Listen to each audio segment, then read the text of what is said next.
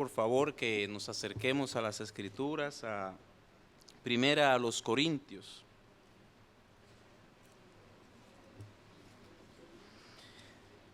Primera carta del apóstol Pablo a la iglesia en Corinto, capítulo 11.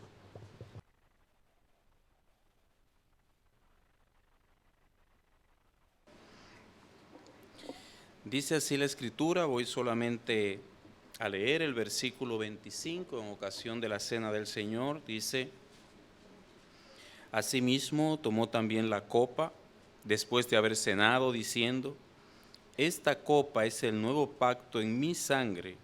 Haced esto todas las veces que la bebiereis en memoria de mí. Amén. Vamos a orar. Padre nuestro y amante Salvador, te alabamos, Señor, y te bendecimos, porque tú has sido nuestro creador, el dador de todo lo cuanto tenemos, nuestro sustentador, y podemos decir, Señor, que hasta aquí nos has ayudado. Gracias por la comunión y la fraternidad de estos hermanos. Permite, Padre, que al compartir tu palabra, nuestras almas puedan ser bendecidas por ti. Que se recuerde tu palabra, que quede impregnada la enseñanza de la misma, que sea valorada, atesorada, que sea escuchada no como palabra de hombre, sino como palabra tuya. En el nombre de tu Hijo amado Jesucristo te rogamos. Amén. Hermanos, al participar de la cena del Señor, algo que ocupa el lugar preponderante y que hemos leído es el pacto, el nuevo pacto en la sangre del Señor Jesucristo. El Señor Jesucristo, siendo recordado allí por el apóstol Pablo, dice la Escritura, que él tomó la copa, diciendo: esta copa es el nuevo pacto en mi sangre. Haced esto todas las veces que la bebiereis en memoria de mí. Una sola copa él levantó, de la cual participaban todos, y dijo: esta es la copa del nuevo pacto. El nuevo pacto que hoy nosotros conmemoramos en la cena del Señor vale la pena ser recordado. Es un pacto que merece ser recordado cada vez que la celebramos. ¿Por qué? Por las implicaciones que tiene para el creyente. Cuando se habla del pacto, tenemos que obligatoriamente ir a la carta a los Hebreos, porque de todas las cartas, la epístola a los Hebreos es aquella que se concentra, se enfoca de una manera más directa en los asuntos del pacto, explicándolo desde el Antiguo Testamento hasta el Nuevo Testamento o el Nuevo Pacto. Allí encontramos detalles, allí encontramos sustancia, porque la carta a los Hebreos fue escrita a un grupo de creyentes judíos muy debilitados en su fe, siendo azotados por dudas, cosas que se habían infiltrado en sus mentes. Las dudas, la falta de fe, la vacilación había penetrado en ellos, y era necesario afirmar las rodillas débiles, era necesario aclarar dudas, y uno de los temas que toma Hebreos para sanar a estos hermanos es precisamente el nuevo pacto. El nuevo pacto tenía ciertas características, sí, ese nuevo pacto que nosotros celebramos. Por ejemplo, nos dice el apóstol Pablo en la carta a los Corintios que es en mi sangre, o sea, en la sangre de Cristo. En el versículo 25 nosotros leímos: esta copa es el nuevo pacto en mi sangre. Antes de ir a otras características, tenemos que hablar de que ese nuevo pacto está basado no en la sangre de un cordero, de un animal, sino en la sangre del cordero pascual que es Jesucristo, el Hijo de Dios. Quiere decir entonces que es un pacto superior, no basado en la sangre de animales, pero también quiere decir que es un privilegio estar dentro de ese pacto por la importancia que reviste ese pacto. Pero también, cuando nosotros seguimos viendo lo que Pablo le enseña a los hermanos de Corinto, él nos dice en la segunda carta a los Corintios, capítulo 3, versículo 6, el cual asimismo nos hizo ministros competentes de un nuevo pacto, no de la letra, sino del espíritu, porque la letra mata, mas el espíritu vivifica. Quiere decir entonces que el pacto al cual el Señor nos ha traído no es solamente nuevo, sino que es un pacto que vivifica, da vida. El antiguo pacto no comunicaba gracia, no comunicaba vida. Muchos de los que eran partícipes de ese pacto, por ser nacionales judíos, por ser israelitas, estaban muertos espiritualmente. No disfrutaban de esa vida. Pero hoy, a causa de ese nuevo pacto, todo el pueblo de Dios, todo aquel que es partícipe en ese pacto, participa también de la vida. No es solamente un ritual, sino que tiene vida en sí mismo, porque Cristo le ha comunicado vida. En aquel entonces solamente había un grupo de huesos secos, un grupo de personas, o muchos de ellos, que no tenían vida en ellos mismos. Ahora, el que entra a este nuevo pacto, primero es vivificado. Pero algo más que tiene este nuevo pacto es que es un pacto que no va a ser invalidado, no va a pasar. Cuando Pablo habla de ello a los Gálatas, él les dice: hermanos, hablo en términos humanos. Un pacto, aunque sea de hombre, una vez ratificado, nadie lo invalida, ni le añade. Gálatas capítulo 3, versículo 15. El Señor nos trajo un pacto que no va a ser invalidado. No va a haber una ocasión en que Él se desentienda de nosotros. Una de las preguntas que yo me hacía era, bueno, pero ¿y si un pacto no puede ser invalidado jamás, una vez se ratifica? ¿Cómo es que el antiguo pacto dejó de ser? Bueno, es que Hebreos nos explica en el capítulo 8, el versículo 9, que ellos, o sea, los israelitas, no permanecieron en su pacto. Entonces, una vez ellos fallaron al pacto, eso permitía que la otra parte no participara, decidiera separarse. Y él dice, yo me desentendí de ellos. Pero ¿sabe qué? Eso nunca ocurrirá con el nuestro.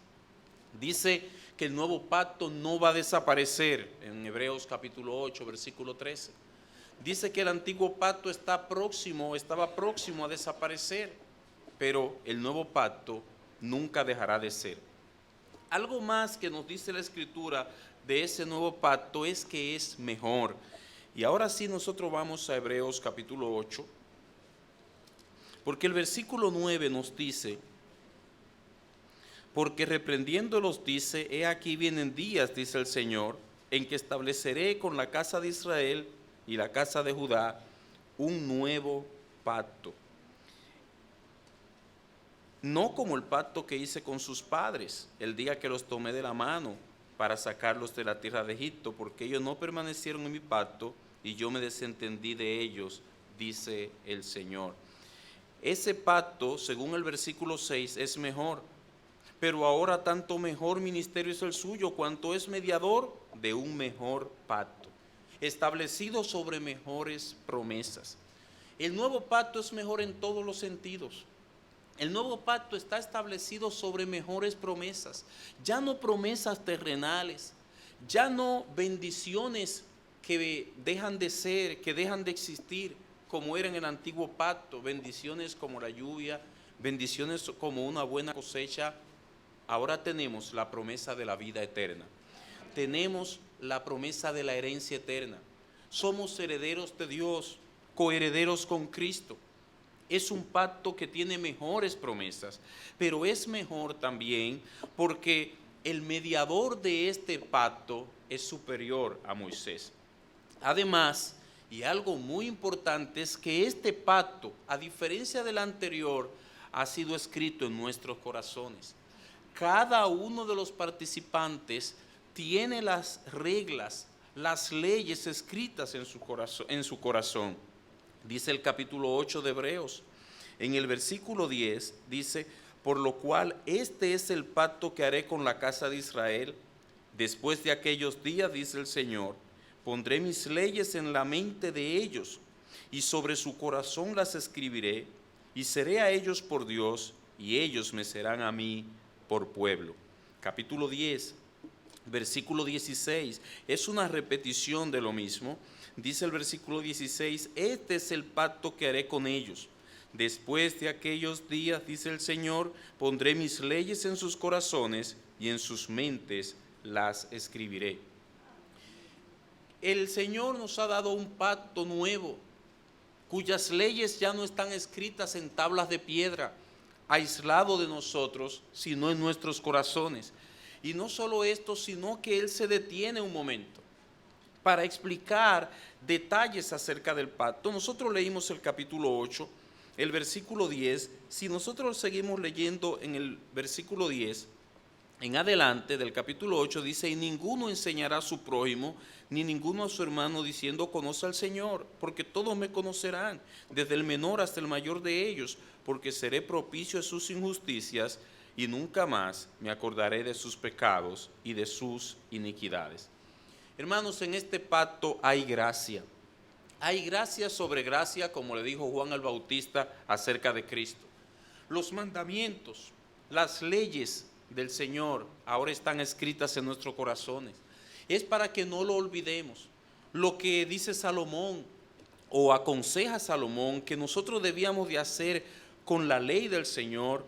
Dice Salomón que nosotros debíamos entrelazar los mandamientos del Señor entre nuestros dedos, para que nosotros siempre lo veamos como si esto fuera un anillo que nosotros tuviéramos y no lo olvidáramos. Dice él, guarda mis mandamientos y vivirás. Y mi ley como las niñas de tus ojos, lígalos a tus dedos, escríbelos en la tabla de tu corazón. ¿Sabe qué? Dios hizo eso en nosotros. Para que nosotros no nos desliguemos jamás de Él, para que no olvidemos jamás su ley, para que no nos volvamos a separar de Él. Él escribió sus leyes en nuestros corazones. Ese es el nuevo pacto. Así Él lo hizo con nosotros. Pero no solamente es para que no lo olvidemos, hermanos, es para que amemos su ley. Dice el salmista, oh, cuánto amo yo tu ley, Salmo 119, versículo 97. El nuevo pacto es un pacto diferente. Los israelitas no amaban la ley de Dios, o muchos de ellos, aquellos que no tenían fe, porque era escrita en tablas de piedra, fuera de sí. Pero ahora Él la colocó no solo en nuestro interior, no solo en nuestra conciencia, sino directamente en el corazón. El nuevo pacto que el Señor diseñó entonces contiene leyes en nuestro interior, escritas allí. Y hoy, hermanos, cada vez que nos reunimos para celebrar la cena del Señor, lo que hacemos es estimular ese amor nuestro, ese amor en nuestro corazón hacia las leyes del Señor.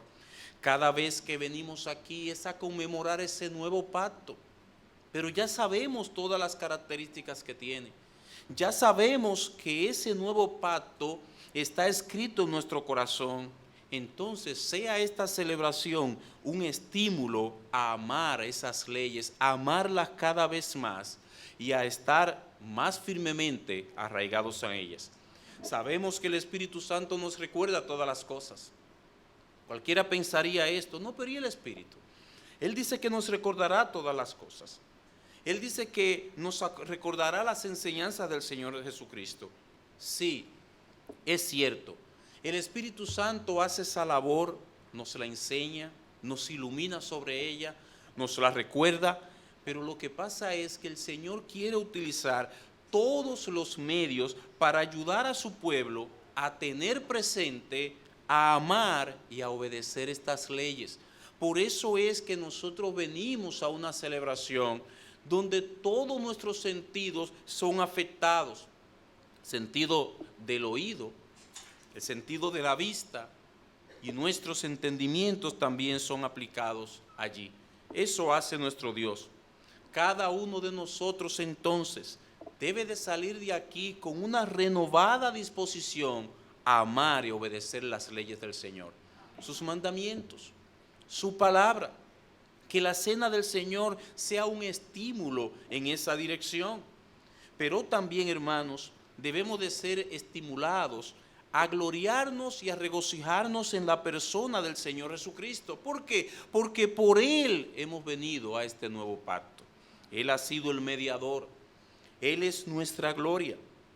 Y si a todo esto nosotros agregamos lo siguiente, tendremos el cuadro completo. Por ejemplo, si nosotros de todos los dones de Dios, nosotros hiciéramos una pirámide, la cúspide, la parte más alta sería el perdón de los pecados. Dice Hebreos capítulo 8, versículo 12, porque seré propicio a sus injusticias y nunca más me acordaré de sus pecados ni de sus iniquidades. Y otra vez vamos al pasaje paralelo del capítulo 10, versículo 17, que nos dice, y añade, y nunca más me acordaré de sus pecados y transgresiones. Qué glorioso es recordar esto, hermanos. Nuestros pecados han sido perdonados. Ese pacto anuncia que lo que no hizo el anterior, donde solamente se cubría el pecado y había que volver a hacer otro sacrificio, en este nuevo pacto, con un solo sacrificio, nuestro pecado ha sido quitado. No cubierto, perdonados. Esa es la noticia más alegre, más regocijante que nosotros pudiésemos oír. Al paralítico el Señor Jesucristo le dijo, ten ánimo, hijo, tus pecados te son perdonados. El ánimo del paralítico estaba no en que ten ánimo, ya tú puedes caminar. No, ten ánimo, hijo, tus pecados te son perdonados. Tu grave problema ha sido quitado, dice Mateo capítulo 9, versículo 2. Ya tu culpa ha sido eliminada. Ya no tienes problemas con Dios. Aquella mujer pecadora, él le dijo, tus pecados te son perdonados. Lucas capítulo 7, versículo 48. Y Juan nos dice, os escribo a vosotros, hijitos, porque vuestros pecados os han sido perdonados por su nombre. Primera de Juan capítulo 2, versículo 12. Esa es la mejor noticia. No hay una noticia mejor de que nuestros pecados, de que la culpa, de que el peso que gravitaba sobre nosotros ya ha sido quitado, de que ya el pecador no está siendo visto como culpable. ¿Sabe qué, mi hermano? La pregunta más difícil de responder para un pecador es, ¿qué harás con tus pecados? ¿Qué harás con tus pecados? No los puedes esconder, no los puedes excusar, no los puedes justificar, no los puedes olvidar porque el tiempo no los quita. El salmista habla de ser librado, pidiendo al Señor ser librado de los pecados de su juventud, porque el tiempo no los borra. Lo único que puede hacer el pecador es traerlos a Jesucristo en confesión para recibir el perdón.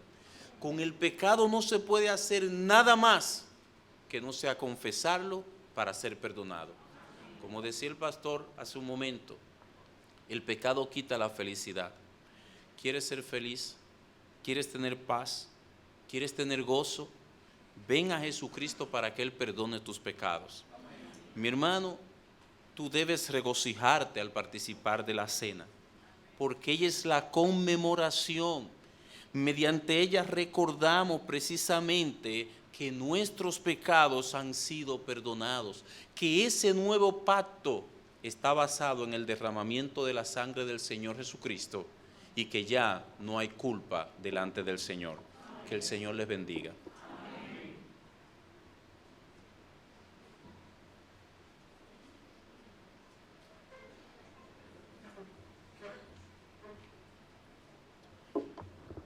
Bien, hermanos, vamos a orar dando gracias al Señor por su palabra y luego vamos a pedir a nuestros diáconos que nos ayuden a servir el pan y el vino. Oremos. Señor y Dios, damos alabanzas a ti por tu cuidado y bendición. Gracias por tu fidelidad, por tu cuidado, Señor, porque en Cristo tú has hecho un nuevo pacto con su sangre, con su cuerpo. Y todos nosotros, Señor, hemos sido hechos partícipes. Hemos sido hechos partícipes, Señor, al ser regenerados, limpiados y sanados. Señor, te damos gracias por nuestro Señor y Salvador. Te damos gracias por tu amor y fidelidad. Grande ciertamente es tu amor.